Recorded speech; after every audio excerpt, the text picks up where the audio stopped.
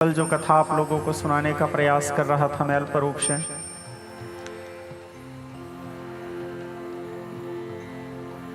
कुंभज ऋषि के आश्रम भोले बाबा कथा सुनने गए। माता सती का मन नहीं था कथा में। उसी समय ते ही अवसर भंजन मही भारा हरि रघुवंश लिन्न अवतारा। भूभार हरण करने के लिए भगवान अवतार लिए थे। वैदेही का हरण हुआ था। रघुनाथ जी खोजते हुए चले जा रहे थे। हे खगमृग हे मधुकर बैनी, तुम देखी सीतामृग नैनी। दंडक वन की चर्चा है। उधर कुंभज ऋषि के आश्रम से भोले बाबा गुजर रहे थे। भोले बाबा सहसा अचानक रघुनाथ जी के दिव्य स्वरूप का अवलोकन किए। रामम कामारिषभ्यम भवै हरणम कालमत्तेव शिहम योगेन्द्र ध्यान गम्यम गुणनिमंजितम निर्गुणम निर्विकारम मायातीतम सुरेशम खलवत निरंतम ब्रह्म वृंदेकदेवम वंदे कंदावदांतम सरसजनयनम देवमुर्विश्वरूपम। उस दिव्य छटा का दिव्य स्वरूप के अवलोकन के रघुनाथ जी वियोग में कातर होकर के वैदेही को ढूंढते हुए चले जा रहे थे। रघुनाथ जी को देख करके भोले बाबा दूर से ही हाथ जोड़ करके नमस्कार किए, प्रणाम किए। जय सच्चिदानंद जग पावन से कही चले मनोजन सावन, जय हो सच्चिदानंद परमात्मा, आपकी जय हो। इस प्रकार कहते हुए निकल गए। माता सती के मन में संदेह हुआ, पर संदेह होने के बाद राम जी के परीक्षा लेने आई। परिणाम स्वरूप भोले बाबा माता सती का त्याग किए, चूंकि वो सीता जी के रूप धारण किए थे।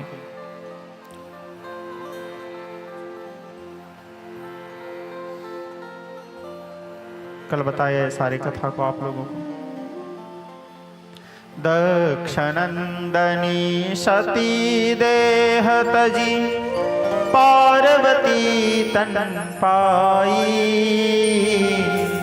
जगदम्बा गिरजा भवानी गिरिवर के घर जाई।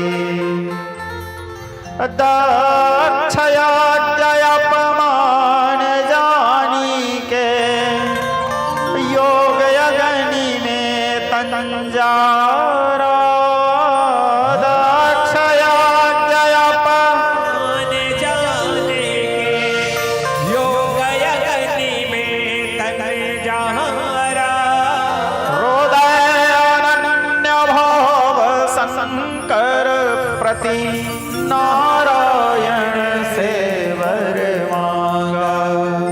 पिता हिमाचल मैना ने पाई विपुल बड़ाई।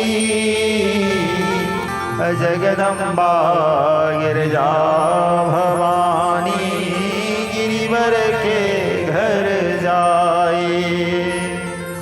जगदम्बा गिरजा भवानी गिरिवर के घर जाए। आत्मीय स्वजन, तो माता सती देह त्याग की कल इस कथा को आप लोगों को बताया। भगवान शंकर वीरभद्र को जन्म दिए, प्रकट किए और वीरभद्र को दक्षयज्ञ विध्वंस करने के लिए भेजे। वीरभद्र जा करके दक्षयज्ञ विध्वंस किए। उनके जो साथ में शिव पार्षद थे, किसी ने यज्ञ कुंड तोड़ दिया, किसी ने प्रांगवांसन तोड़ दिया, किसी ने भोजनालय उजाड़ दिया, किसी ने मंडप तोड़ दिया। पूरा यज्ञ विध्वंस करके वीरभद्र अपने सारे शिव पार्षदों को साथ में लेकर के वापस कैलाश आए। अब जब यज्ञ आधा बीच में ही रुक गया, अधूरा हो गया, अब बिना जजमान के तो यज्ञ पूरा होगा नहीं। यदि यज्ञ शुरू हुआ है तो जजमान बैठे हैं यज्ञ करने के लिए, अब जजमान ही बीच में मर गए तो फिर तो बड़ा मुश्किल है, यज्ञ पूरा कैसे होगा। तो अब जजमान को होना आवश्यक है यज्ञ के लिए। अब जजमान कैसे आएंगे? बोले जब तक भगवान महादेव कृपा नहीं करेंगे। तो सारे देवता लोग नारायण जी के पास गए और जा करके गए क्षीर सागर तट पासा जह नारायण करत निवासा। और सभी लोग जा करके भगवान नारायण जी के प्रार्थना करने लगे, भगवान नारायण जी के स्तवन करने लगे, भगवान नारायण जी के पुकार करने लगे।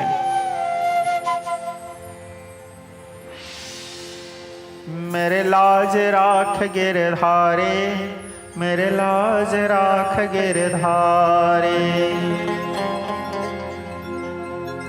लहर लहर मझधार बनी है, करूं मैं कौन उपाय। लहर लहर मझधार बनी है, करूं मैं कौन उपाय। तारनहार बचा ले, अब तो नैया डूबी जाए। सब लोग जा करके भगवान के पुकार के प्रार्थना के। नारायण जी बोले देखो भाई मैं तो कुछ नहीं कर सकता, हम सबको भोले बाबा के शरण में जाना होगा। और सब लोगों को साथ में लेके भोले बाबा के शरण में गए। कौन? नारायण जी। सारे देवताओं को, सारे ऋषि मुनियों को, यक्षों को, गंधर्वों को, किन्नरों को, सभी को साथ में लेकर के भोले बाबा के शरण में, सारे प्रजाजनों को साथ में लेके और कैलाश पहुँचे। वहाँ भोले बाबा माता सती के वियोग में बैठे हुए थे और तो उनके आंखों से भी आंसू बह रहे थे। पहले तो नारायण जी हिम्मत नहीं कर पाए कुछ बोल पाऊँ उनको, उनकी स्थिति, उनके दशा देख के। फिर भी नारायण जी सारे देवताओं के साथ मिलकर उनके प्रार्थना करने लगे, उनके स्तुति करने लगे। सारे देवता लोग सहित नारायण जी भगवान जब सदाशिव के प्रार्थना किए, भगवान सबको प्रार्थना देख करके नेत्र उठाए, देखे सामने नारायण जी। नारायण जी को सामने देखकर तो पहले भगवान सदाशिव अपने आप को संभाल लिए। फिर कहे कैसे आना हुआ नारायण? नारायण जी ब्रह्मादि देवताओं के साथ में कहे हे त्रिपुरारी, दक्ष यज्ञ विध्वंस हो चुका है। कोई यज्ञ यदि आधा बीच में अधूरा रह गया तो संसार में अराजकता फैलेगा। यज्ञ पूरा तब तक नहीं हो सकता जब तक आप कृपा नहीं करोगे। यज्ञ का अर्थ ही मैं हूँ महादेव, क्योंकि यज्ञ को सारा संसार यज्ञ नारायण कहते हैं। चल करके यज्ञ को पूर्ण कीजिए भगवान। यद्यपि उस स्थान में उनकी सती, उनकी शक्ति मरी पड़ी हुई है, लेकिन नारायण की इच्छा जानकर भगवान शंकर सब कुछ भूल करके आए और आ करके दक्ष जीवन भर मैं करता था, अहंकार। एक बकरे के सिर के कामना किए और बकरे के सिर के कामना करके भगवान महादेव तो मृत्युंजय हैं। मृत्यु मुखाद गतम प्राणम बलदाकृष्य रक्षते। मृत्यु के मुख में गए हुए प्राण को भी भगवान निकालने वाले हैं, वापस लाने वाले हैं। दक्ष को पुनर्जीवन प्रदान किए बकरे के सिर के साथ। यज्ञ संचालित होना आरंभ हुआ। ब्राह्मण लोग सुंदर वेद ध्वनि के पाठ करने लगे, सुस्ति वाचन करने लगे। यज्ञ पूर्ण हुआ, यज्ञ का पूर्णाहुति हुआ और यज्ञ की पूर्णाहुति होने के बाद फिर सभी लोग दक्ष प्रजापति सहित उनकी पत्नी नारायण जी, ब्रह्मा जी हरि कर दीपक बजाए सुर शंखपति गणपति झांझ भैरव झालर झरत हैं। नारद के कर बिन सारद गावत जस चारि मुख चारि विधि वेद उच्चरत हैं। सड मुख रटत सहस्त्र मुख शिव शिव सनक सनंदन जो पायन परत हैं। बाल कृष्ण तीन लोक और 30 कोटि एते शिव शंकर की आरती करत हैं। सभी लोग मिलकर के भगवान शिव की आरती करने लगे। सब लोग मिलकर के भगवान सदाशिव के निराजन के यज्ञ पूर्ण हुआ। यज्ञ पूर्ण होने के बाद फिर भगवान सदाशिव अपने सती के उस शरीर के पास गए जो जल करके गिरे हुए पड़े हुए थे, मरे पड़े थे, पार्थिव शरीर।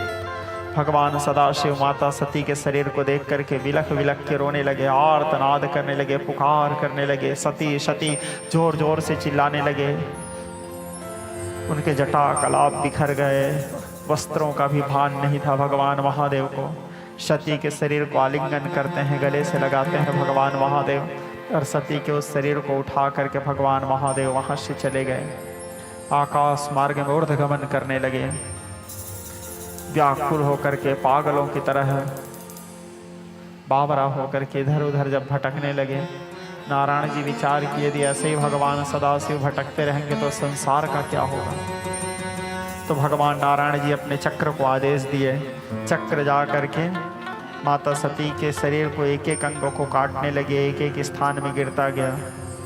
52 अंग कटा, 52 शक्तिपीठ बने। कुछ जगह 51 शक्तिपीठ का उल्लेख आता है, कुछ जगह 52 शक्तिपीठों का उल्लेख आता है। शक्तिपीठ बने।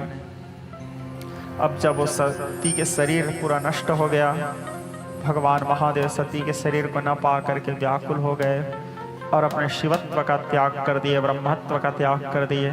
और ब्रह्मत्व के त्याग करके एक साधारण मनुष्य के भांति यत्र तत्र विचरण करने लगे, रोते विलखते यहाँ से वहाँ भटकने लगे भगवान सदाशिव। उनको भान ही नहीं था मैं कौन हूँ।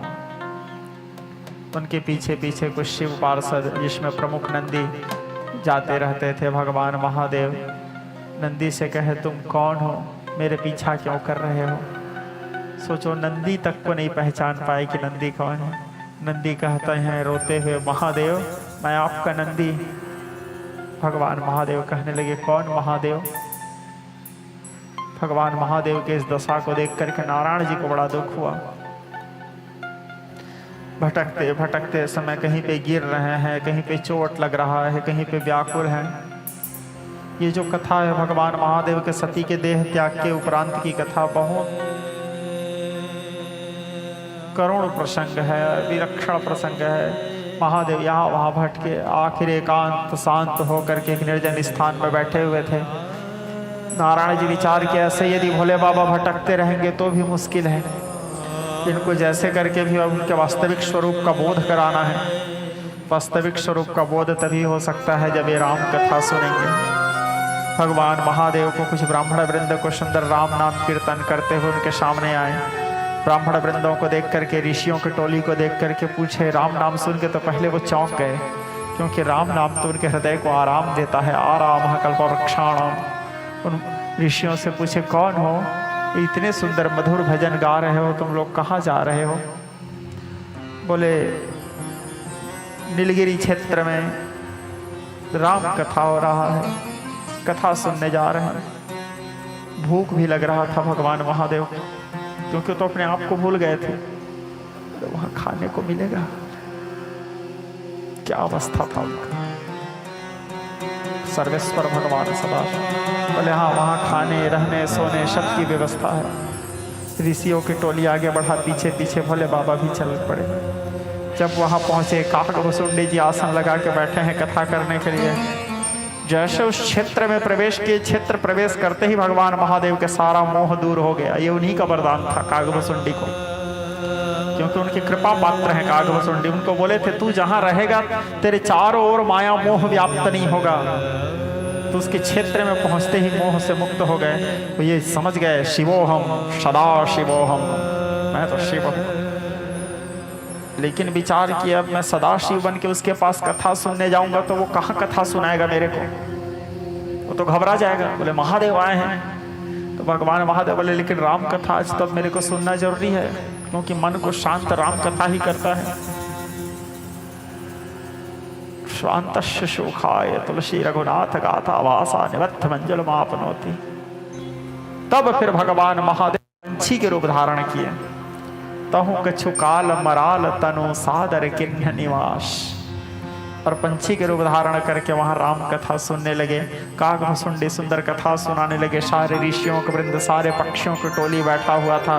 काकभुसुंडी जी सुंदर रघुनाथ जी के पावन यश कीर्ति गाथा का रसास्वादन करा रहे हैं, कह रहे हैं, प्रथम ही अति अनुराग भवानी, प्रथम ही अति अनुराग भवानी, रामचरित सर कहसि बखानी। राम कथा वाचन करते हुए काकभुसुंडी जी कहते हैं, जम्बू पे भरत खंडे भारत वर्षे आर्यावर्ते कनगरे है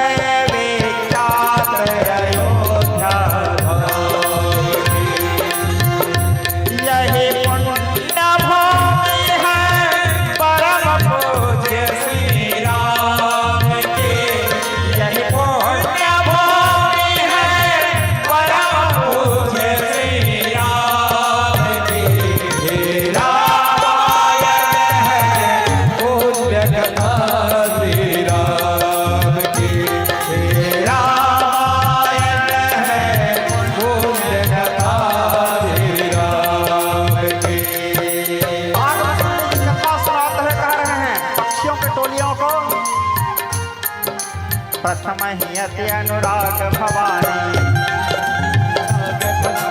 रामचरित सर कहसि बखानी। पुनि कर मोह अपारा, कहसि बहुरि रावण अवतारा। प्रभु अवतार कथा पुनि गाए, तव से सुचरित कहसि मन लाए। बाल चरित कह विविध विधे, मन मह परम बुझा। ऋषि अवगाहन कहसि पुनि, श्री रघुवीर विवाह। रघुनाथ जी कराने लगे। भोले बाबा बड़े भाव से कथा सुन रहे हैं। कथा सुनते सुनते भाव विभोर हुए अपने। जब जैसे कथा विश्राम की प्राया गयो मोर संदेह, सुने सकल रघुपति चरिता, भयं आसुपद नेह, तव प्रसाद बाय सति सदा। राम कथा सुनने के बाद भोले बाबा सदा शिवोहम भाव में आए और अपने शिव जी के स्वरूप में आकर के डमरू नाद करने लगे। कागभुसुंडी देखे, त्रैलोकीनाथ बैठे हैं कथा सुनने के लिए। दौड़े दौड़े आए, भोले बाबा के चरणारविंद मकरंद की वंदना किए। वंदना करने का कागभुसुंडी के सिर में हाथ रखे, भगवान महादेव उनको आशीर्वाद दिए। वापस कैलाश आए। कैलाश जैसे भोले बाबा आए, सारे ऋषि मुनियों को पता चला भोले बाबा फिर से अपने मूल स्थान में आ चुके हैं। सब लोग उनके दर्शन करने के लिए आए। नंदी आदि सारे शिव पार्षद, भूत प्रेत बेताल ब्रह्म राक्षस आदि आए, भगवान महादेव के स्तवन किए। देवता लोग, ऋषि मुनि लोग, सब लोग आए, भगवान महादेव के दर्शन किए। लेकिन सती के वियोग अभी भी उनके भीतर में था, क्योंकि सती से बहुत प्रेम करते थे।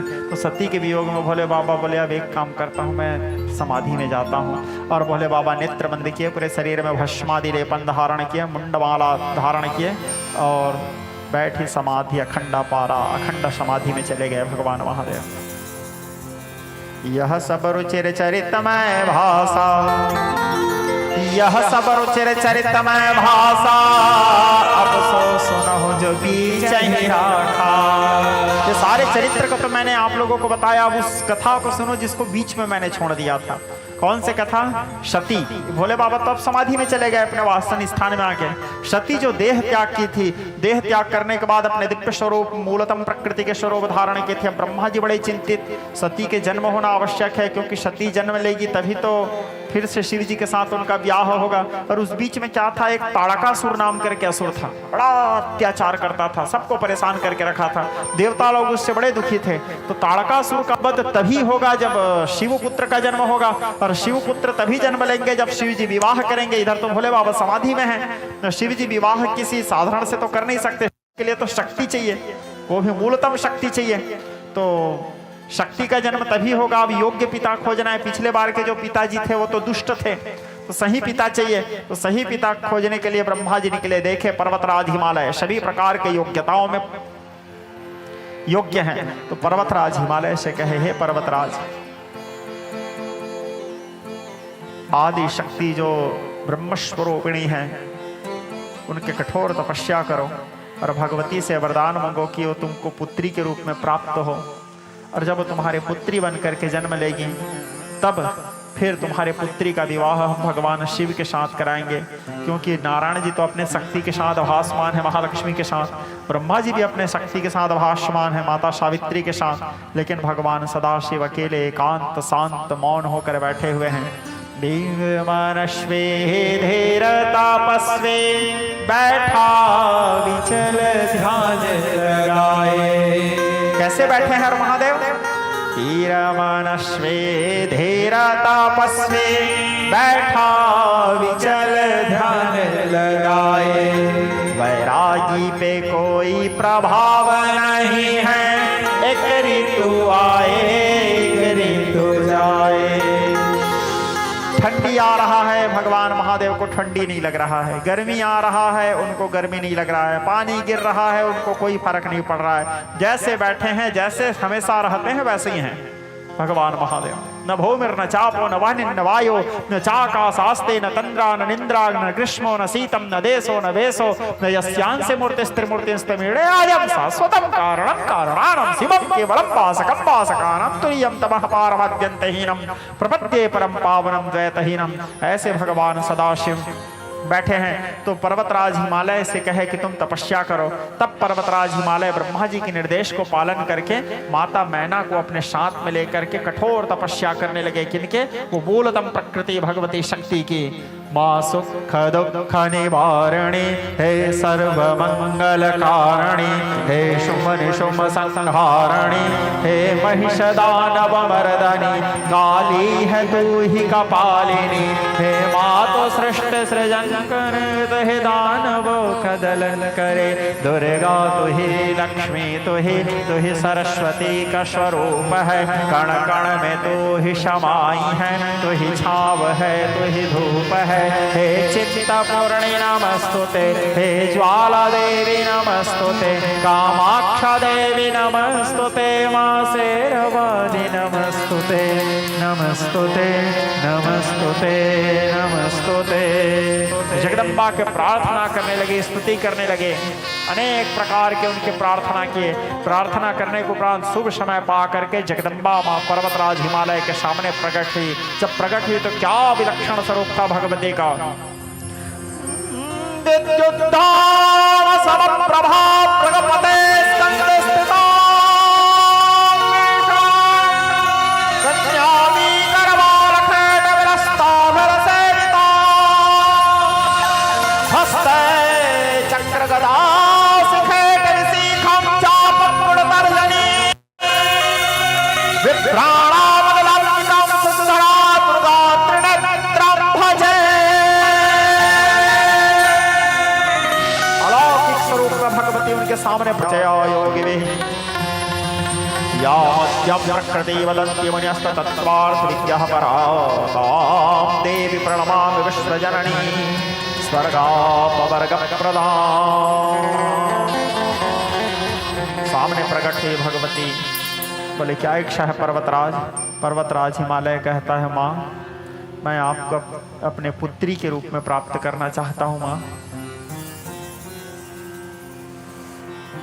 जगदम्बा कहती है लेकिन ध्यान रखना पर्वतराज, मैं सदा शंभु अर्धांग विलासनी, मैं सदा सर्वदा भगवान सदा शिव की ही हूँ। पर्वतराज हिमालय कहता है जो अपराध, जो गलती दक्ष प्रजापति ने किया वो अपराध मैं नहीं करूँगा माँ। शुभ समय आने के उपरांत मैं आपका विवाह भगवान महादेव से ही करूँगा, मैं आपको वचन देता हूँ। ताड़कासुर के अत्याचार से पृथ्वी आक्रांत हो चुका है माँ। शिव पुत्र के द्वारा ही ताड़कासुर का वध होगा। आप कृपा करके मेरे पुत्री बन करके जन्म ले माँ। माँ आदिशक्ति कहती है मैं तुम्हारे पुत्री बन करके जन्म तो लूंगी, लेकिन जिस गर्भ में मैं दिव्य स्वरूप में आविर्भाव होंगी वो गर्भ में भी तो वो योग्यता होना चाहिए। साधारण गर्भ में तो आदिशक्ति नहीं विराजमान हो सकती, तो पहले गर्भ भी तो शुद्ध होना चाहिए। सो एक काम करो पर्वतराज, तुम देवी गंगा की तपस्या करो और देवी गंगा को प्रसन्न करो, और प्रसन्न करके माँ गंगा से वरदान मांगो कि वो तुम्हारे बड़े बेटी बन करके जन्म लें। गंगा जी जैसे मैना के गर्भ में आएगी, गंगा के आते ही गर्भ पवित्र हो जाएगा, क्योंकि गंगा तो पतित पावनी है, और मेरी बड़ी बहन बन करके गंगा का जन्म होगा। उसके बाद शुभ समय पा करके फिर मैं तुम्हारे पुत्री बन करके इस धरातल पे आऊंगी। इस प्रकार भगवती कह करके दिव्य लोक प्रस्थान करती है। अब पर्वतराज हिमालय माँ गंगा के तपस्या करने लगे। तपस्या करते करते करते कई समय बीता। शुभ समय पा करके मगर के ऊपर में विराजमान भगवती गंगा उनके सामने भासमान होती है। गंगा जी को देख करके उनके प्रार्थना करने लगे पर्वतराज, देवेश्वरेश्वरी भगवती गंगे त्रबल तारणी तरल तरंगे शंकर मौली निवासिनी विमले मम यदि भ्रांता तव पद कमले भागी रति सुखदायिनी मात नाहम जाने महिमा शक्त। प्रार्थना किए। प्रार्थना करने के बाद माँ गंगा कहते हैं क्या इच्छा है पर्वतराज। बोले हे माँ, आदिशक्ति के जन्म मेरे घर में होना है। उन्होंने कहा कि आप उनकी बड़ी बहन बन करके पहले आए। सुहे जगदम्बा, आप कृपा करके मेरी ज्येष्ठ पुत्री, मेरी बड़ी बेटी बन करके पहले मेरे घर में अवतरित हो, फिर मेरी छोटी बेटी बनकर स्वयं आदिशक्ति का आगमन होगा। माँ गंगा आशीर्वाद दे करके अंतर ध्यान हो जाती है। शुभ समय पा करके फिर पर्वतराज हिमालय के घर में माँ गंगा का जन्म होता है। बोलिए भगवती गंगा की जय। गंगा जी के जन्म होने के बाद देवता लोग बड़े प्रसन्न हुए, कल्प प्रसून की वृष्टि करने लगे, जय जयकार करने लगे। ब्राह्मण लोग सुंदर वेद के ऋचाओं के पाठ करने लगे, वेद ध्वनि के पाठ करने लगे, और भगवती गंगा का पालन पोषण करते करते भगवती गंगा के मन में बचपना से ही स्वतः शिव जी के चरणों में अविरल अनुराग था। शिव जी के चरणों में स्वतः प्रेम था बाल्यावस्था से ही, और शिव जी की उपासना करते करते करते करते समय बीतता चला गया। अब फिर वो समय आया, पार्वती जी के रूप में आदि शक्ति को जन्म लेना है, क्योंकि माता उनको वचन दी थी शुभ समय आने पर मैं तुम्हारे पुत्री बन करके आऊंगी। और वह शुभ समय आया, 3 प्रकार के पवन एक साथ बहने लगे। बाहि सुहावन त्रिविध समीरा, 3 प्रकार के पवन एक साथ प्रवाहित होने लगे। आकाश मार्ग से मंद मंद जल की धारा बहने लगे, ओष्ठ के बूंदे गिरने लगे। और मंगलवार के दिन शुभ समय पा करके पर्वतराज हिमालय के घर में मूलतम प्रकृति परापराणम परमा शक्ति सर्वेश्वरी भगवती शिवा हिमालय के पुत्री बन करके, गिरी की पुत्री गिरिजा बन करके, पर्वत की पुत्री पार्वती बन करके जन्म लेती है। जैसे माता पार्वती का जन्म हुआ, देवता लोग आकाश मार्ग से कल्पक प्रशोन की वृष्टि करने लगे। ब्राह्मण लोग वेद ध्वनि के पाठ करने लगे, नगाड़े दुंदुभी भेरी सहनाई बजाने लगे। जय शब्द नमः शब्द शंख शब्द तथा वचा, जय जयकार ध्वनि होने लगा। जगदम्बा के जन्म हुआ, देवता लोग पुष्प वृष्टि करने लगे, नगाड़े दुंदुभी भेरी सहनाई बजाने लगे। अनेक प्रकार के जय घोष हुआ भगवती का। अब धीरे से भगवती का नामकरण हुआ। पर्वत की पुत्री इसलिए पार्वती। सारे ऋषि मुनि लोग आए। उड़िया भाव में तो जो यहाँ हमारे उत्कल से बैठे हुए या उड़ीसा संस्कृति से बैठे हुए जितना श्रोता वृंद है, उन लोगों को तो सीधा सारे एक लाइन में समझा दिया हूँ उड़िया पुराण में क्या क्या नाम पड़ा बोल के। तो हिंदी में बताता हूँ। कुछ ऋषि मुनि लोग आए। जो ऋषि आते थे भगवती को सब लोग अपने अपने अनुकूल एक एक नाम देके जाते थे। कोई बोले शंकर की प्रिया होंगी इसलिए शंकरी होगा, कोई बोले इसका वर्ण अत्यंत गौर वर्ण है इसलिए इसका नाम गौरी होगा, कोई बोले पर्वत की पुत्री है इसलिए पार्वती होगा, कोई बोले गिरी की पुत्री है गिरिजा होगा। सब लोग भगवती को अपने अपने अनुकूल एक एक ऋषि मुनि लोग आ करके नामकरण करते हुए चले गए। अब धीरे धीरे भगवती जगदम्बा थोड़े से बड़ी हुई। अब नारद जी आए सबके जाने के बाद। एक बार नारद कर वीणा, गावत हरि गुण गान प्रवीणा। नारद जी सुंदर नारायण नारायण ध्वनि उच्चारण करते हुए पहुंचे। पहुंचने के उपरांत नारद जी जब पर्वतराज हिमालय को पता चला कि मेरे द्वार में कोई सिद्ध मुनि आए हैं, तो मुनिया गमन सुना जब राजा। पर्वतराज हिमालय बड़े प्रसन्न हो गए, क्योंकि हमारे घर में कोई अच्छे संत का आगमन बड़े सौभाग्य से होता है। रामचरितमानस के चौपाई में गोस्वामी तुलसीदास जी लिखते हैं, मुदा मंगलमय, बालकांड की चौपाई है, मुदा मंगलमय संत समाज, मुदा माया संत समाज,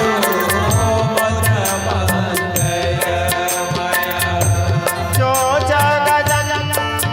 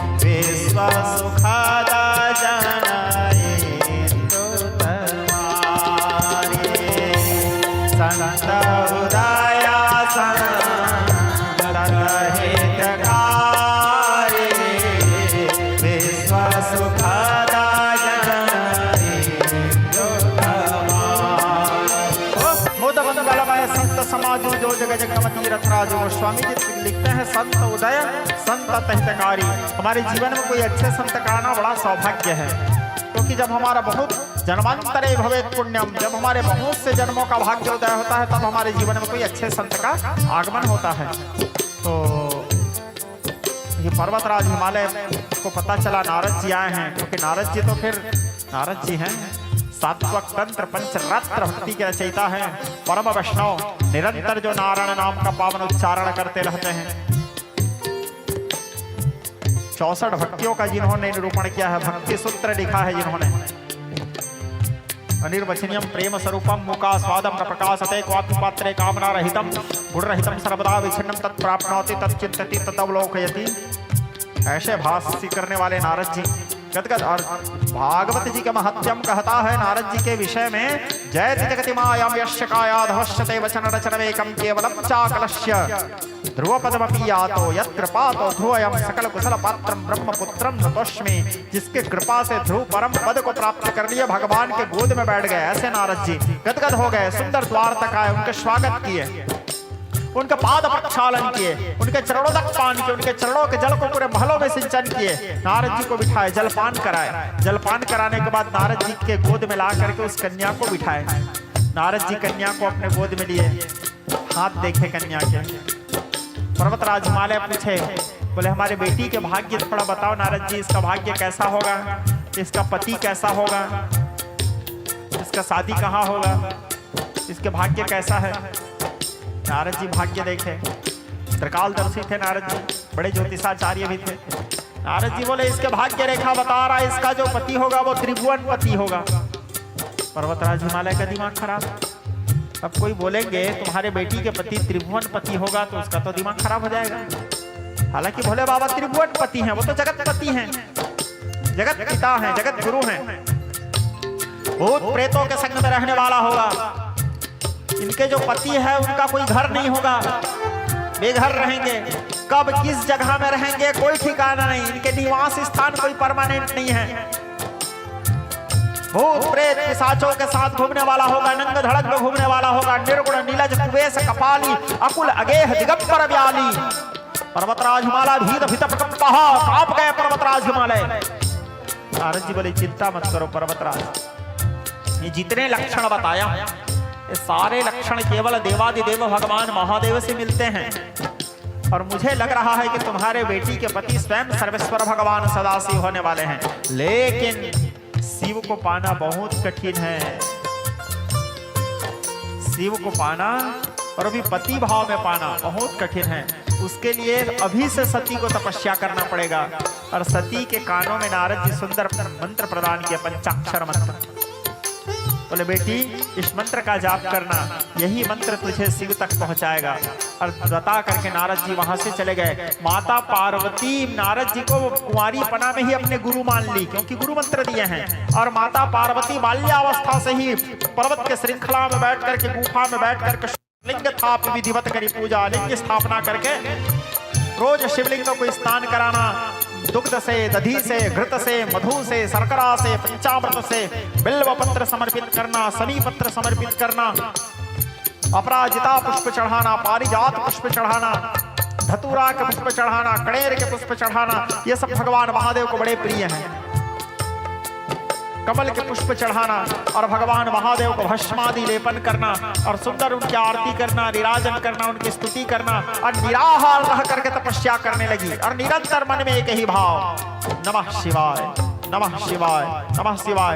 अब तपस्या का इनका चरम, जैसे जैसे उम्र बढ़ता गया तपस्या का सीमा भी बढ़ता गया। कैसे तपस्या करती है माता? पहले तो फल खा करके तपस्या करती थी, अन्न का त्याग कर देती। कुछ समय बीतने के बाद माता फल का त्याग कर दी, बेल पत्ता को सुखा लेती थी और सूखे हुए बेल पत्ता को चूर्ण बना लेती थी हाथ में रगड़ के, और चूर्ण बना के केवल सूखे हुए बेल पत्ता को खा करके तपस्या करती थी और कुछ नहीं खाती थी।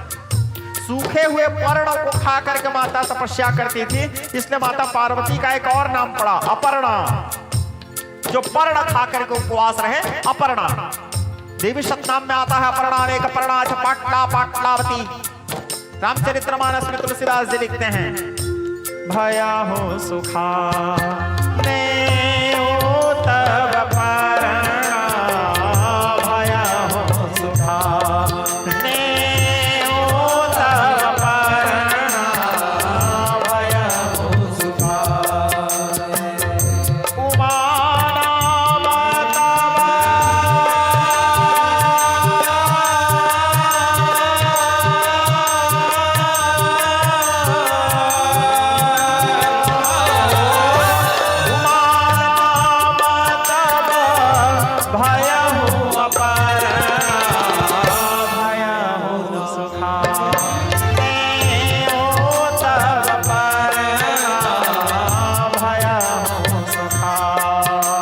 उमाना माता का नाम यहाँ अपर्णा पड़ा। कठोर तपस्या करने लगी। तपस्या करते करते समय बीतता चला गया लेकिन विवाह करवाने के लिए पति उठेंगे तब तो, इधर तो पति समाधि में बैठे हैं, पति को उठाएगा कौन? और उसको उठाने के लिए जाना मतलब अपने मौत के पास जाना है। बोले ऋषि मुनियों को बोले जाओ भैया तुम। ऋषि मुनि बोले आहा, क्योंकि सब जिसको भी महादेव के क्रोध का थोड़ा बहुत भान है वो लोग तो पहले ही हाथ जोड़ दिए। बोले नहीं। बोले कौन जाएगा फिर? बोले कामदेव। कामदेव को बुला। बोले कामदेव बोले तुम लोगों को मैं ही मिला यार मरवाने के लिए। बोले कई लोग बोलते हैं कामदेव को घमंड था, घमंड से गया था शिव जी के समाधि तोड़ दो। घमंड वमंड नहीं था, मजबूरी था बेचारा का जाना। सब देवता बोले हैं जाओ, बोल के नहीं जाएंगे तो मरना है। लेकिन कामदेव जाने से पहले स्पष्ट बोला था कि तुम लोग मेरे को भेज रहे हो महादेव के शरीर में काम उत्तेजित करने के लिए, उसके समाधि तोड़ने के लिए। पहला बात तो मैं तुम लोगों को बता दूं, कामदेव स्पष्ट बोले थे महादेव के शरीर में काम स्वयं महादेव की इच्छा के अतिरिक्त कोई उत्पन्न नहीं कर सकते, क्योंकि वो परम वैरागी हैं। निर्गुणा निरूपमा निष्प्रपंचा निष्कलंका निर्द्वंदा नित्य शुद्ध बुद्ध परिपूर्ण सच्चिदानंद द्वंदात्मका परम शांत प्रकाश तेजोमय स्वरूपाय है वो, पहला बात। और रहा सवाल अब दूसरा बात, मैं जाऊंगा तो मैं मरूंगा भी, पहले से बोल रहा है। और मैं मरूंगा तो उसमें गलती भी महादेव का नहीं है, मेरी ही है। बोले तुम्हारा क्यों गलती? बोले धधकते हुए अग्नि के सामने में लेके बर्फ के गोला को रखोगे तो बर्फ के गोला तो पिघलेगा ही। आग का क्या गलती कि बर्फ पिघल गया? गलती तो बर्फ का है कि वो आग के पास गया क्यों। ठीक है, महादेव के पास में जाऊंगा तो मैं मरूंगा भी, हाँ, लेकिन मेरे मरने से भी महादेव का समाधि टूटता है। और समाधि टूटने से महादेव का विवाह माता पार्वती से होता है। और पार्वती जी के साथ विवाह होने से शिव और शक्ति का मिलन जैसे शुभ काम होता है। और शिव जी के विवाह होने के उपरांत कुमार का जन्म होगा। जन्म होने से ताड़कासुर नामक असुर मरेगा। असुर मरने से सबको सुख मिलेगा। यदि मेरे एक के मरने से सबको सुख मिल रहा है तो ठीक है, एक जने कुर्बान। ये सोच करके कामदेव अपने पत्नी रति को साथ में लेकर के चले। और जैसे पहुंचे कामदेव कहाँ? कैलाश। पहले वहां जा करके देखे न भौमर न चापो न वहने न वायु, महादेव को देखे। क्या स्वरूप महादेव का? कामदेव देखते हैं गलारुंडमालम तनो सर्पजालम महाकाल कालम गणेशाधिकालम मुदामाकरम मंडयम मंडयत्तम शिवम शंकरम समुमीशान्मूढ़ सरश्चंद्रगात्रम गुणानंद्र पात्रम महेशम त्रिनेत्रम धनस्य समित्रम अपर्णाकलत्रम चरित्रम विचित्रम शिवम शंकरम समुमीशान्मूढ़। पहले तो कामदेव महादेव को देखते ही कांप गए उसके तेज को।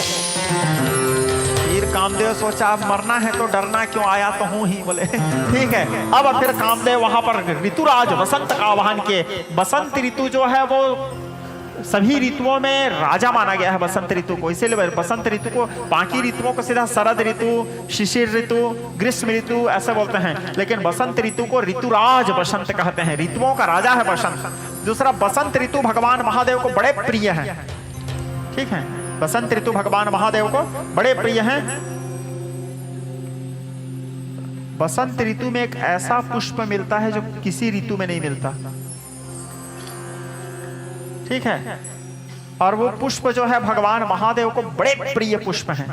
माता जगदम्बा को भी, भगवती को भी बड़े प्रिय हैं, जो बाकी ऋतुओं में नहीं मिलता, केवल बसंत ऋतु में मिलता है। बसंत ऋतु में क्या होता है? पूरा पेड़ झड़ जाते हैं, पूरा फूल झड़ जाते हैं, चारों तरफ पतझड़। एक ही फूल बस फूलता है और वो एक फूल फूलने के लिए सारे फूल झड़ जाते हैं, चारों तरफ पतझड़, पलाश। ठीक है, देखे हो ना आप लोग, टिश्यू भी बोलते हैं, फरसा। हाँ, भगवान महादेव को बड़े प्रिय हैं फरसा फूल। ठीक है, तो शिव जी को। और बसंत ऋतु में ही शिवरात्रि आता है, कभी अनुभव किए हो? बसंत ऋतु में ही वासंती नवरात्रि भी आता है। माता सरस्वती के पूजा भी बसंत ऋतु में ही होता है, बसंत पंचमी। अस्तु गुप्त नवरात्र भी आता है उसमें। तो आत्मीय स्वजन, बसंत ऋतु भगवान को बड़े प्रिय हैं और कृष्ण जी को भी बड़े प्रिय हैं। बसंत ऋतु में बसंत महोत्सव होता है। बसंत महोत्सव जानते हैं? होली आप लोग आपके गांव में खेलते हो कि नहीं जी होली? हैं? क्या बता रहा था मैं आप लोगों को? कामदेव। ठीक है, कामदेव में थे हम लोग। तो कामदेव भोले बाबा के समाधि भंग करने के लिए गए। पहले तो भगवान महादेव के जब उस स्वरूप को देखे, न भौमर न चापो न वहन न वायु न चाकाश आस्ते न तंद्रा न निंद्रा न ग्रीष्मो न शीतम न देशो न वेशो न यस्यांस्य मूर्तिस्तमूर्तिस्तमिडाजं शाश्वतं कारणं कारणानं शिवं केवलं भासकं भासकानं तुर्यं तवः पारम अत्यंतहीनम। कामदेव कांप गए। फिर सोचे अब मरना है तो डरना क्यों, आया तो मरने के लिए हूं। बोले एक कामदेव ऋतुराज वसंत का आह्वान किया। बसंत ऋतु को सभी ऋतुओं का राजा माना गया है, ऋतुराज माना गया है। बसंत ऋतु का आह्वान के चारों ओर काम का संचार करने लगे। इतना विचित्र, इतना भीषण काम का संचार किए। गोस्वामी तुलसीदास जी तो लिखते हैं क्षण भर के लिए, अबला कहीं पुरुष माया और पुरुष सब अबलामयम्, द्विदंड भरे ब्रह्मांड भीतर काम कृत कौतुकयम्। संसार में जितने नारी जगत हैं, संसार को पुरुष में देखने लगे। संसार में जितने पुरुष जगत हैं, संसार को नारी में देखने लगे। जो ऋषि मुनि संत महात्मा थे, जो संसार को ब्रह्म में देखते थे, वो लोग तक संसार को नारी में देखने लगे। इतना विचित्र, इतना भीषण काम का संचार किए, पूरे संसार में हाहाकार मच गया। फिर भी भगवान महादेव को कोई फर्क नहीं पड़ा, जैसे बैठे थे वैसे ही बैठे थे। अभी थोड़ी देर पहले बताया ना, वीर मानस्वे धीर तपस्वे बैठा विचल ध्यान लगाए, वैरागी पे कोई प्रभाव नहीं है, एक ऋतु आए एक ऋतु जाए, वृष्टि भेगाए न धूप सुखाए, पवन से न डोले वे सबको कराए, मानव है या पर्वत है ये, देखने वाला जान न पाए। बैठी समाधि अखंडा पारा। जब अनेक प्रकार से कामदेव प्रयास किए, उनका सारा प्रयास जब असफल रहा, तब फिर कामदेव क्रोधित होकर के काम बाण का संचार करते हैं भगवान महादेव के हृदय पटल में। जैसे काम बाण का संचार किए, हृदय पटल में आकर के काम बाण लगता है। जैसे अपने सुमन चाप में चढ़ा करके संघान किए थे, जैसे बाण लगता है भगवान महादेव के हृदय में, भगवान महादेव नेत्र खोले तो सीधा तीसरा नेत्र खुला, सामने में कामदेव जलकर भस्मीभूत हो गए। गोस्वामी तुलसीदास जी रामचरितमानस बालकांड के चौपाई में लिखते हैं, जब सेवती शरणयन उखारा, जब सेवती शरणयन उखारा, जब सेवती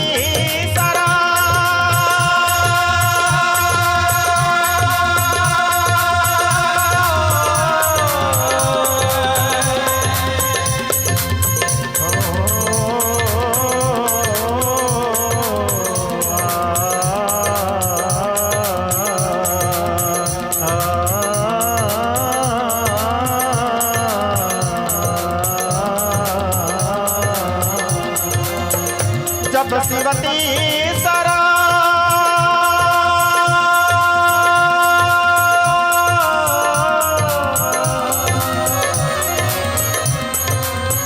जब शिवती सरा, जब शिवती सरा नयन उघारा, हितवत काम भयहु तब छाया, हितवत काम भयहु तब छाया, हितवत काम भयहु तब छाया, हितवत काम भयहु तब छाया। जब शिवती सर नयन उघारा, चित्तवत काम भयहु तब छाया। कामदेव जल के भस्म हो गए। जैसे कामदेव जल के भस्म हो गए, सब देवता खुश हो गए। सोचो, किसी के मरने में लोग खुश हो रहे हैं। इसीलिए स्वार्थियों में सबसे पहले नंबर के स्वार्थी कौन? देवता। हम लोग दूसरे नंबर के स्वार्थी में आते हैं, मनुष्य लोग। सबसे पहले नंबर के स्वार्थी हैं देवता लोग। ऐसे मैं नहीं बोलता, तुलसीदास जी लिखे हैं। मानस के चौपाई कहता है, स्वार्थ लागी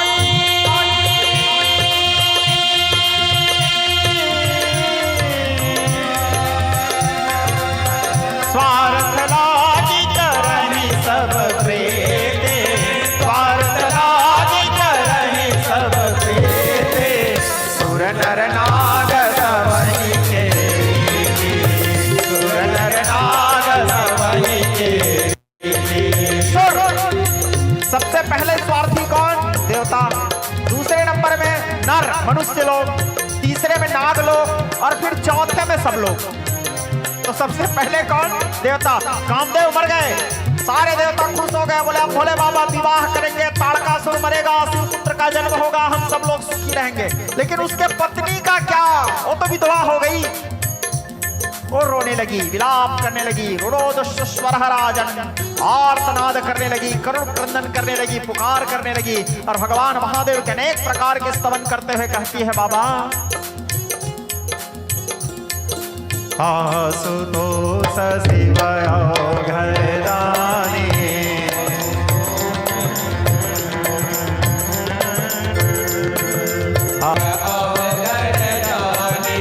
आशुतोष शिव घरदानी आशुतोष शिव आरत हरहु दीन जानी आरत हरहु दीन विनती सुनहु सदा शिव मोरे विनती सुनहु सदा शिव मोरे। हे भगवान महादेव, उसके पत्नी कामदेव की पत्नी रति कहती है, हे भगवान महादेव, मेरे पति तो परोपकार की इच्छा को लेकर आए थे महादेव, लेकिन मेरा तो घर उजड़ गया, मेरा तो सिंदूर उजड़ गया, कृपा करो महादेव। तो महादेव वरदान दिए रति को, सुनहु रति तब पति कर होई है नाम अनंग, बिनु बप व्याप सब ही पुनि सुन निज मिलन प्रसंग। ऐ रति, आज के बाद तुम्हारे पति का नाम होगा अनंग, शरीर न होते हुए भी वो सबके शरीर में व्याप्त होंगे। रति कहती है, महादेव लेकिन मेरे को मेरे पति का शरीर भी चाहिए, मेरे को तो मेरे पति के शरीर से भी प्रेम है।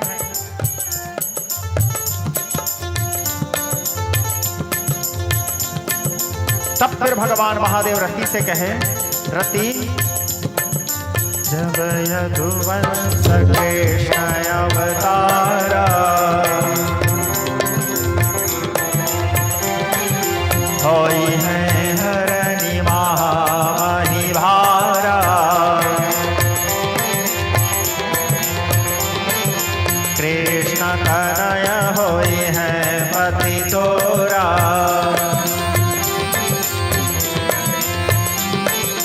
वचन अन्यथा जायन मोरा। भगवान शिव रति को वरदान दिए, जब यदुवंश कृष्ण अवतारा, जब यदुवंश कृष्ण अवतारा हुई है हरनि महामहि भारा, अबले कृष्ण तनया हुई है पति तोरा, वचन अन्यथा जायन मोरा। जब यदुवंश में आनंद कंद ब्रज कृष्ण चंद्र भगवान श्री कृष्ण प्रभु अवतार लेंगे, उस समय भगवान कृष्ण के बेटा बन करके तुम्हारे पति तुमको प्राप्त होंगे। इस प्रकार वरदान दिए भगवान महादेव। वरदान देने के बाद अब इस कथा को कल बताऊंगा, कैसे अवतार लिए कृष्ण के पुत्र बन करके, ठीक है।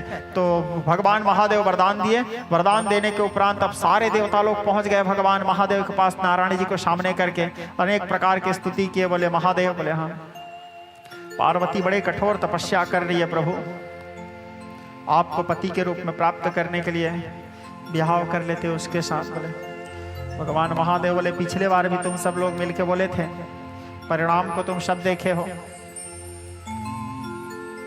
भगवान बोले पिछले बार का बात अलग था, इस बार का बात अलग है। बोले मैं वैरागी हूँ, मेरे को कहाँ इस प्रपंच में फंसा रहे हो। नारायण जी बोले मेरी इच्छा है। जब नारायण जी बोले मेरी इच्छा है, तो नारायण जी की इच्छा के सामने तो फिर हरि इच्छा भावी बलवाना, हृदय विचार तो संभ सुजाना। जहाँ पे नारायण जी की कोई भी इच्छा रहता है, भगवान महादेव फिर शांत हो जाते हैं। ठीक, जाओ जैसे अच्छा, लेकिन परीक्षा लूंगा मैं। बोले अब मेरे पत्नी बनने वाली है तो मैं परीक्षा भी तो लूंगा, भाई मेरे लायक है कि नहीं है। ठीक है, वो आप देख लो। बोले अब भगवान महादेव सप्तर्षियों को बुलाए, सप्तर्षि मंडल को, सप्तर्षि मंडल को बोले जाओ रे, जाके परीक्षा लो, तुम्हारी मैया बनने के लायक है कि नहीं। अब सप्तर्षि मंडल पहुंचे माता पार्वती के पास, और आ करके पहले तो भड़काए माता पार्वती को, कहने लगे हे पार्वती, क्या सोच के तू उससे प्रेम करती है। दुनिया में जितने प्रकार के बुराई हैं, वो सारे बुराई उसी में पाया जाता है। बुराई एक दो ठो भी नहीं, बुराइयों के खजाना है वो। क्या है बुराइयों के खजाना? गोस्वामी जी लिख रहे हैं, महादेव अवगुण भवन अविष्णु सकल गुण खान, अवगुणों के भवन है वो। तो माता पार्वती पूछी सप्तर्षियों को, अवगुणों के भवन है तो एक आध दो ठो बताओ, क्या क्या अवगुण है। बोले एक आध दो ठो क्या, 8 ठो बताता हूँ। बोले और 8 ठो बुराई गिना है भगवान महादेव के। क्या क्या बुराई 8 ठो भगवान महादेव में है? सप्तर्षि मंडल बोले निरगुण निर्लज कुबेश कपाले अकुल अगेह दिगंबर बर प्याले। 8 प्रकार का बुराई है। माता पार्वती बोलती है बस यदि उनमें 8 बुराई है तो जब शादी होता है, विवाह होता है, तो गुण दोष मिलाया जाता है। तो उनमें 8 बुराई है तो मेरे में भी 8 बुराई है। सप्तर्षि मंडल का दिमाग खराब। बोले तुम्हारे में क्या 8 बुराई है? बोले मैं गिनाऊं? बोले हाँ। बोले मेरे में नहीं, संसार के सारे नारी जगत में 8 प्रकार का बुराई है। माता पार्वती बोल रही है, भाई मैं नहीं बोल रहा हूँ, रामचरितमानस में। तो सप्तर्षि पूछे क्या बुराई है? तो फिर माता पार्वती गिनाती है। साहस, मानस के बालकांड में कच्चा उपाय है। साहस अनृत चपलता माया भय अविवेक शौच दाया। 8 प्रकार का बुराई है, ठीक है। तो उस हिसाब से तो उनमें 8 बुराई, मेरे में 8 बुराई, यानी दोनों का बढ़िया गुण दोष मिल रहा है। और मेरा एक ही सिद्धांत है मुनियों, बराओ शंभो न तरहु कुमारी जन्म कोटि लगी रगर हमारी। शादी करूंगी तो केवल उन्हीं से करूंगी, जीवन भर कुंवारी रह जाऊंगी। माता पार्वती के तर्क के सामने सप्तर्षि तक हार गए और हाथ जोड़ के कहे मैया हम जानते हैं आप स्वयं आदि शक्ति हो और यहाँ हम नहीं आए हैं मैया, महादेव भेजे थे आपके परीक्षा लेने के लिए। माता बोलती है मैं जानती हूँ, ठीक है, उनको जाके कह देना और किसी को भेजना होगा तो और परीक्षा ले लेंगे। बोले सप्तर्षि मंडल माता को प्रणाम करके वहां से गए, भोले बाबा से कहे प्रभु, बोले हाँ, बोले हर प्रकार से हमारी मैया बनने के लायक है प्रभु वो। चलो जाओ बोले भोले बाबा।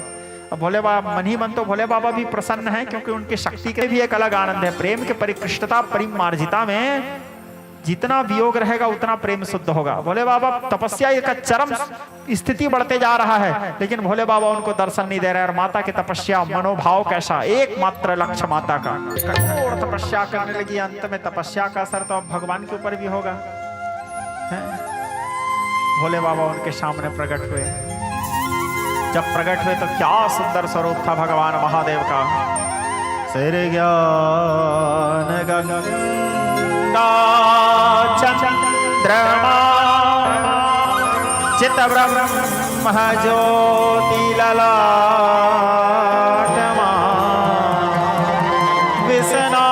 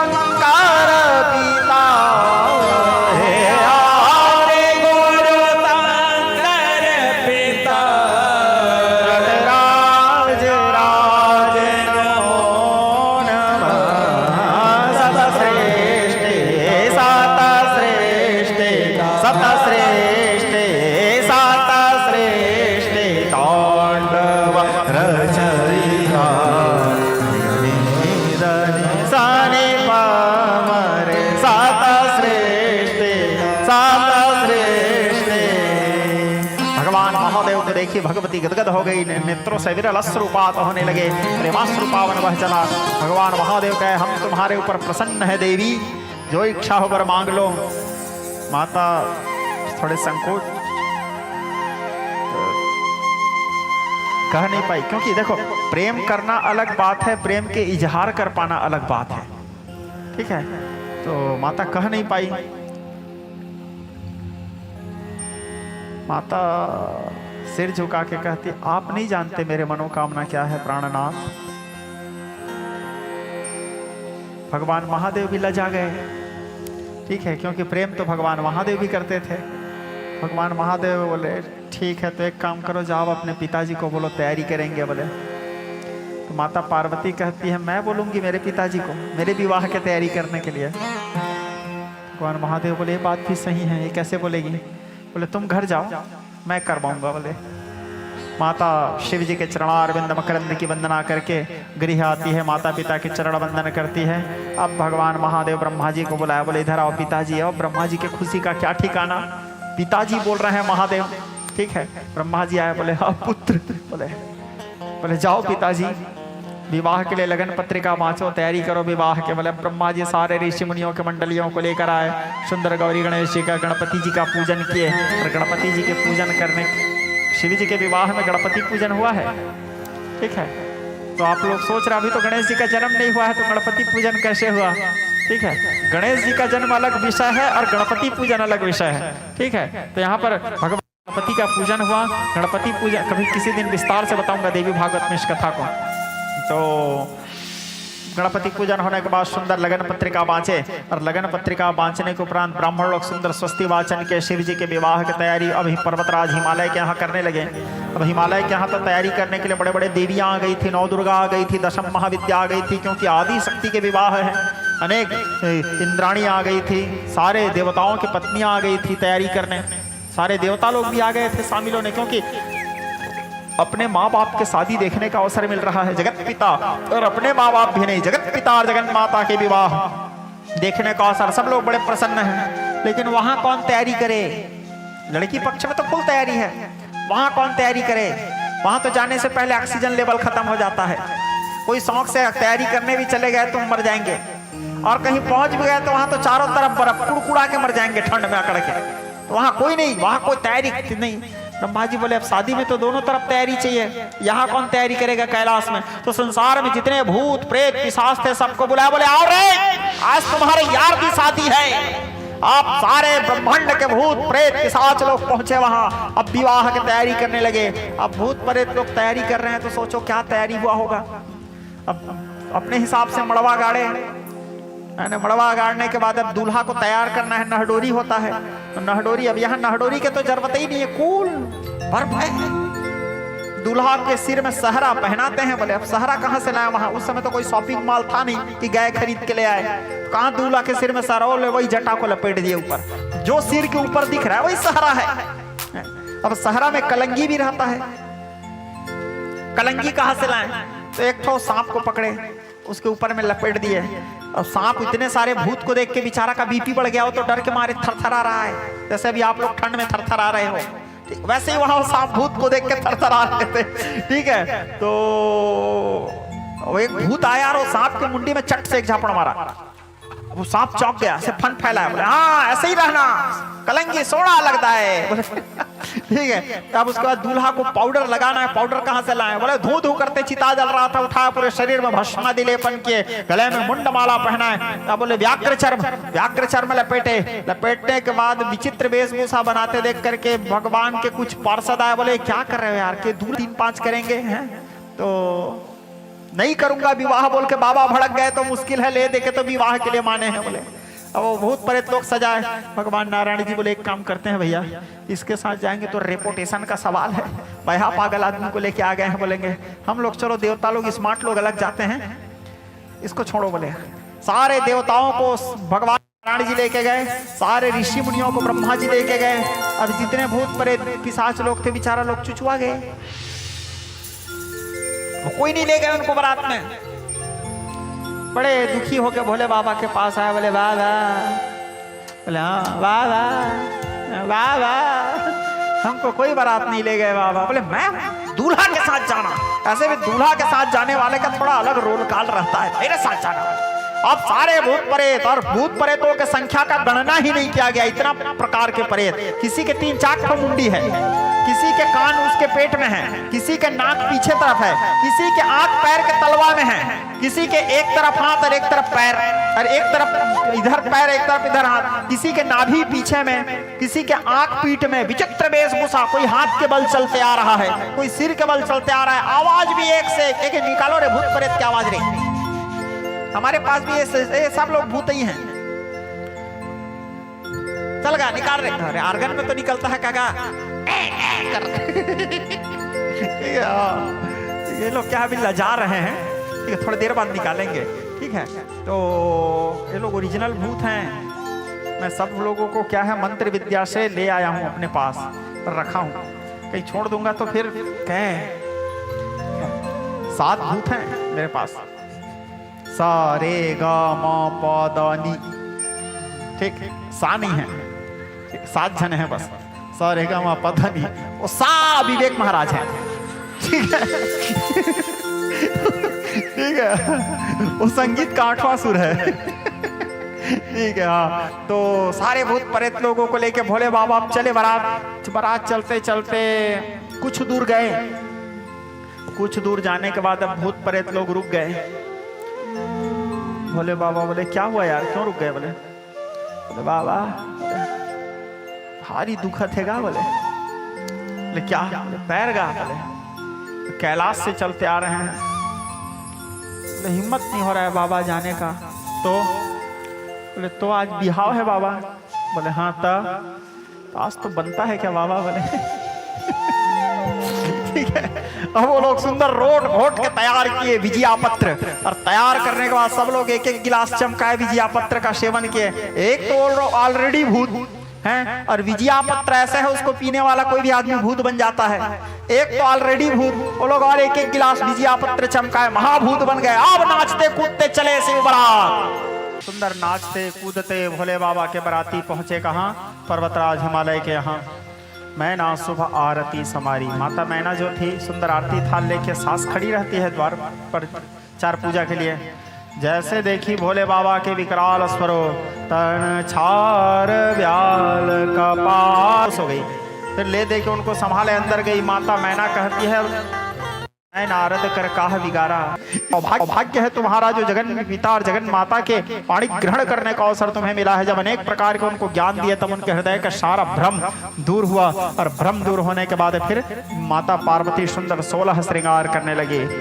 कल 16 श्रृंगार भवानी नख सिख सुभग समारे, कर 16 श्रृंगार भवानी नख सिख सुभग समारे, 16 श्रृंगार भवानी नख सिख सुभग समारे। जगदम्बा 16 श्रृंगार करती है। भोले बाबा को मंडप में बिठाया गया। ब्राह्मण लोग सुंदर को मंडप में बिठाया गया। ब्राह्मण लोग सुंदर वेद ध्वनि के उच्चारण करने लगे। गणाधिपो भानु शशिधरा सुतो बुधो गुरो भार्गव सूर्यनंदनम, राहुश्चकेतु प्रभृति नवग्रहा कुर्वन्तु वः पूर्णमनोरथं सदा। नलो दधीचे सगरो पुरर्वासा कुन्तलेयो भरतो धनञ्जयः, रामत्रयर्वेणुर्बलिर्युधिष्ठिरः कुर्वन्तु वः पूर्णमनोरथं सदा। मनोमरीचे भृगुदक्षनारदो पराशरो व्यासवसिष्ठभार्गवः, वाल्मीकि कुत्कुम्भ गर्ग गौतमः कुर्वन्तु वः पूर्णमनोरथं सदा। गंगा च क्षिप्रा यमुना सरस्वती गोदावरी वेदवतिश्च नर्मदा, सा चंद्रभागा वरुणोऽसि नदी कुर्वन्तु वः पूर्णमनोरथं सदा। मंगलाचरण किए शिव जी और माता पार्वती के विवाह ब्राह्मणों के रीति नीति के अनुसार, ब्रह्मा जी के अनुसार, सुंदर वेद में बताए गए रीतियों के अनुसार शिव जी के साथ भगवान सदाशिव के विवाह पूर्ण हुआ। अब भगवान सदाशिव बने सांब सदाशिव, अंबिका सहित सदाशिव सांब सदाशिव बने। सभी देवता लोग अनेक प्रकार की स्तुति किए, ऋषि मुनि लोग अनेक प्रकार की स्तुति किए। इस प्रकार शिव विवाह के पुण्यमयी कथा को श्री सूत जी महाराज शवनकादिक ऋषियों को सुना है। श्री सूत जी कहने लगे, ऋषियों मैंने तुम्हारे वास्ते यहाँ तक की कथा को कहा, आगे तुम्हारे क्या सुनने की इच्छा है? जय जय श्रीमत्सरे शिव महापुराणे शिव शक्ति लीला प्रसंगे सदिवस विश्राम नमः पार्वती पतये हर हर हर महादेव।